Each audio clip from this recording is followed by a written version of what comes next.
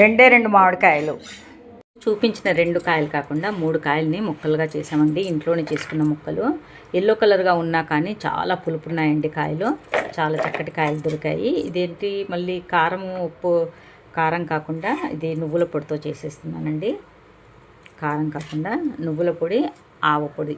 ఒక గ్లాస్ నిండా నువ్వులు తీసుకున్నాను, సగం గ్లాసు ఆవ పొడి తీసుకున్నానండి. కొద్దిగా ఇక్కడ నూనె వేసి తాలింపు చల్లార్చుకున్నాను. కొంచెం వేసాను. హాఫ్ గ్లాసు చిన్న టీ తాగే గ్లాస్తో హాఫ్ గ్లాసు తాలింపు వేసాను. అదే చిన్న టీ గ్లాస్తో నూనె వేడి చేశానండి. కొంచెం వేడిగా ఉంది ఇది. ఇది పక్కన పెట్టుకున్నాను. ఇప్పుడు కొంచెం వెల్లుల్లి రెబ్బల పేస్ట్ చేసేసాను. వెల్లుల్లి రెబ్బల పేస్ట్ ముందు ఇందులో వేసుకొని మనము కలుపుకుందామండి.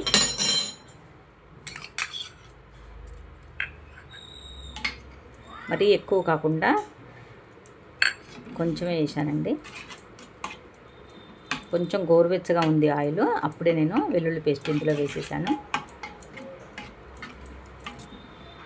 ఇప్పుడు వచ్చి మసాలాలన్నిటిని మనం కలుపుకుందామండి. ముందుగా నేను గిన్నెలో నువ్వుల పొడి వేసేసాను.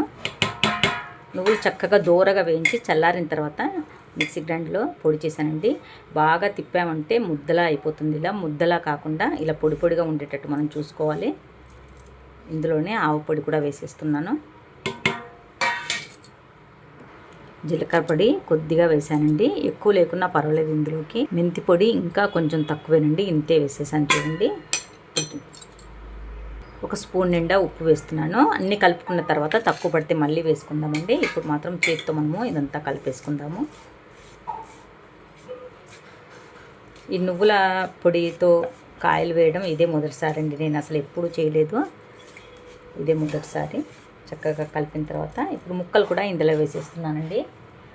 ఏవైతే ముక్కలు ఉన్నాయో ఎల్లో కలర్గా ఉన్నాయి. ఎంత పులుపు ఉన్నాయంటే కాయలు చాలా పులుపు ఉన్నాయండి. చక్కగా వీటిని మళ్ళీ కలుపుకోవాలి. ఇప్పుడు ఇందులోనే కొద్దిగా పసుపు, చిటికెడు పసుపు వేసేసుకుందామండి. పసుపు కూడా చక్కగా కలిసిపోయేటట్టు కలిపి వేసుకోవాలి.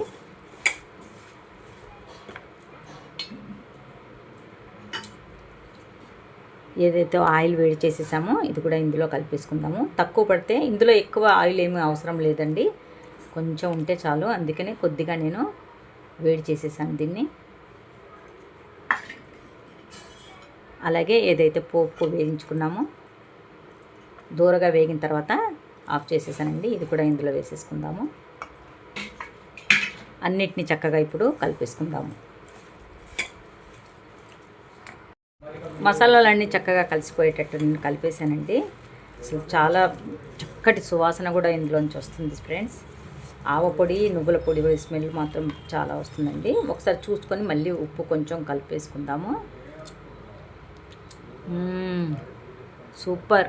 ఉప్పు కొంచెం తక్కువ అనిపిస్తుంది ఫ్రెండ్స్. అందుకే ఇంకా కొంచెం ఒక పావు స్పూన్ వరకు వేసాను అందులో. అలాగే చిన్న చిన్న వెల్లుల్లి రిబ్బలండి, చిన్న పాయలు కొంచెం ఇందులో మగ్గుతే చాలా బాగుంటాయి ఫ్రెండ్స్ ఇవి. అందుకే ఎక్కువ కాకుండా తక్కువ, పచ్చడి తక్కువ కాబట్టి నేను కొంచెమే వేసాను. ఇవన్నీ చక్కగా కలుపుకొని కొంచెం పులుపు, ఉప్పు కరిగి పులుపు రేక ఎంత టేస్టీగా ఉంటుందంటే ఫ్రెండ్స్. అసలు ఈ ఆవ పొడిది నువ్వుల పొడి పెట్టడం ఇది నేనే ఫస్ట్ సారి అండి. అసలు మీరు వీడియోలో చూడడానికి ఇది నల్లగా కనబడుతుంది కానీ ఫ్రెండ్స్ చాలా చక్కటి కలర్ ఉంది ఇందులో. మీకు పోస్ట్ చేసి చూపిస్తాను చూడండి. అదిగో కలర్ చూసారు కదా ఫ్రెండ్స్. చాలా చాలా టేస్టీగా కూడా ఉంది. కమ్మటి సువాసన కూడా వస్తుందండి ఇందులోంచి. చూసారు కదా ఫ్రెండ్స్, ఈరోజు నేను చేసిన నువ్వుల పొడి పచ్చడి. 3 కాయలండి. మీకు 2 చూపించాను కానీ ముక్కలు కొద్దిగా అయ్యాయి కాబట్టి ఇంకొక కాయ కూడా మా వారు కొట్టేశారు. ఇంట్లోనే ముక్కలు చేసామండి కత్తితో. చాలా చక్కటి ముక్కలు కూడా రెడీ అయిపోయాయి. చక్కటి పచ్చడి కూడా రెడీ అయిపోయింది ఫ్రెండ్స్. మరి చాలా రుచిగా టేస్టీగా కూడా ఉందటి ఈ పచ్చడి. కొంచెం మీరందరూ పెట్టుకునే ఉండొచ్చు, ఎందుకంటే కాలం అయిపోబోతుంది, కాయలు కూడా అయిపోబోతున్నాయి. చక్కగా కొంచెం కొంచెం ఇలా చేసి పెట్టుకున్నారంటే ఇప్పుడు వచ్చే వర్షాకాలంలో చాలా పనిస్తుందండి పచ్చడి. బాయ్ ఫ్రెండ్స్, మరో వీడియోలో తొందరగా కలుసుకోబోతున్నాను.